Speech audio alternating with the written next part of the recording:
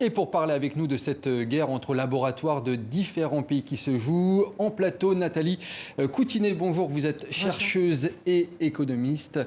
Première question concernant ce sujet, je voulais savoir si eh bien, c'est un enjeu financier énorme, finalement, ce vaccin contre le coronavirus. C'est une bataille diplomatique à coups de milliards.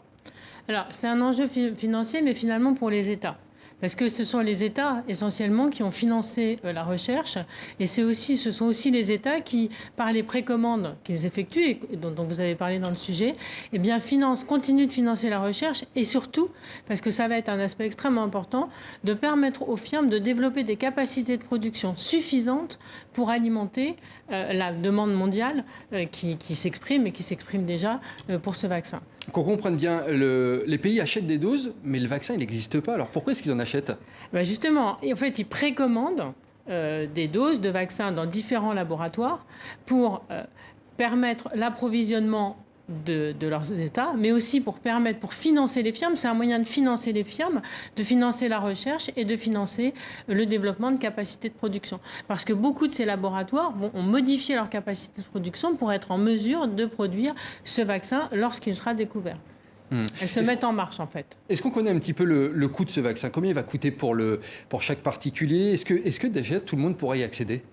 Alors, le coût, ça dépend un petit peu de qui va trouver. Il y a différents consortiums qui sont en train de chercher un vaccin. Vous avez parlé de Sanofi GSK, il y a aussi Moderna, il y a aussi Pfizer, il y a aussi Merck, il y a AstraZeneca. Donc, tous les laboratoires ne vont pas forcément... Alors ça, ce sont les grands laboratoires pharmaceutiques mondiaux. Et ils n'ont pas tous la même politique. Certains ont déjà annoncé qu'ils feraient du profit avec le vaccin. C'est Merck, c'est Moderna, la firme américaine, et c'est aussi Pfizer. D'autres laboratoires ont au contraire annoncé, comme c'est le cas d'AstraZeneca, qu'ils vendraient à prix coûtant. Et donc, ils ne chercheraient pas à faire du profit, mais qu'ils cherchent à approvisionner la demande et favoriser l'accès. Donc, en fonction du laboratoire qui trouvera le vaccin, on peut avoir des politiques de prix fort différentes. Emmanuel Macron, le président français, souhaitait, lui, que ce vaccin soit un bien public mondial. On peut un petit peu comprendre derrière cette formulation que tout simplement, il voulait que ce vaccin soit presque un accès gratuit ou à faible coût.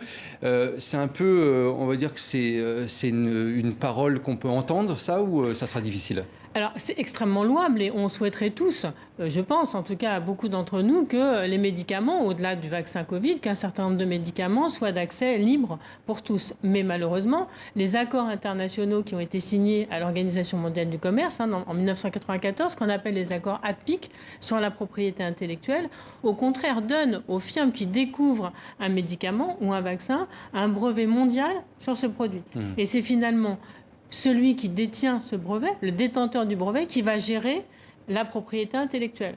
Alors, il peut avoir une gestion sans profit, comme l'a annoncé AstraZeneca, c'est-à-dire, bon, j'ai le brevet, mais moi, je vais l'exploiter pour que la majeure partie du monde ait accès au traitement. Mais il peut aussi, comme c'est le cas de Moderna, dire, ben, moi, j'ai le brevet, et avec ce brevet, parce que là, ça m'a coûté beaucoup d'argent de développer ce brevet, ce médicament, eh bien, je vais faire de l'argent. Et à ce moment-là, mettre un prix élevé.